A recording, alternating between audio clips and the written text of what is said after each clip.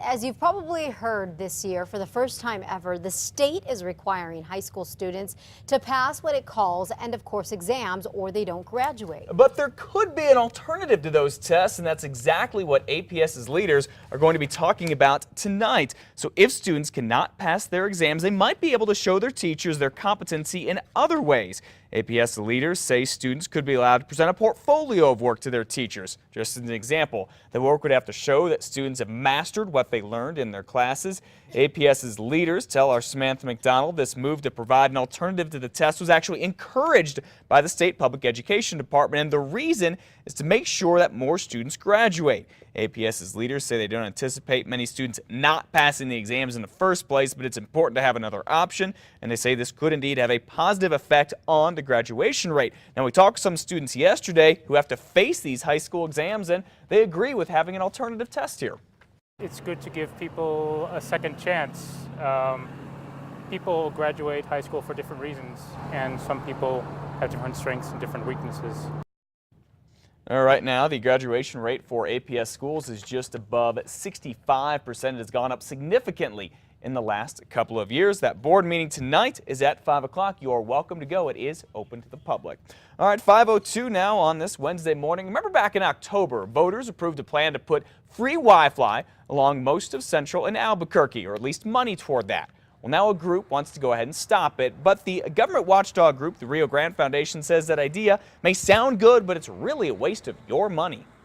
The city of Rio Rancho tried and failed to implement a Wi-Fi system just a few years ago. This is new.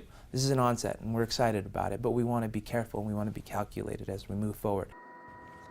City's Deputy Chief Administrative Officer, whom you just saw, insists what Albuquerque is doing is much different from what Rio Rancho did and will create business. Voters approved $1 million for the Wi-Fi project, but the city doesn't know exactly how much it'll end up costing or when it could be done.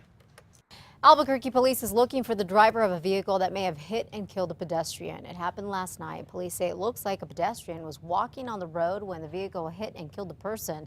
Cops closed the northbound off-ramp of I-40 west at Coors Boulevard for a few hours. It is back open this morning. Police have not said who the pedestrian is, but they say the person appears to be a man. One Albuquerque thief is a real Grinch stealing toys and supplies from a church.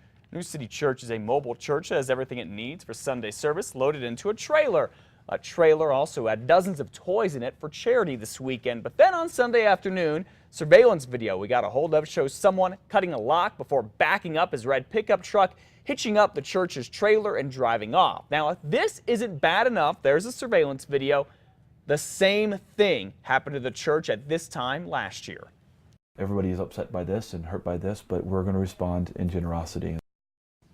Pastor Nate Bush says there was about 40 grand worth of equipment in the trailer. Thank goodness it should all be covered by insurance. Also, the pastor doesn't know if the same person is stealing the trailer for 2 years in a row now. There are new questions about why the suspect in an attempted kidnapping in Santa Fe was not locked up well before this weekend's incident. We have learned that Ryan Catron had been charged with other serious crimes, including stalking, DWI, and a count of child solicitation out of Indiana. Catron, who's deaf, was supposed to be on an ankle monitor but never got it. Now, officials say a judge had to let him out of jail twice on the previous charges with his father's signature. Now our office is aware of all of those cases.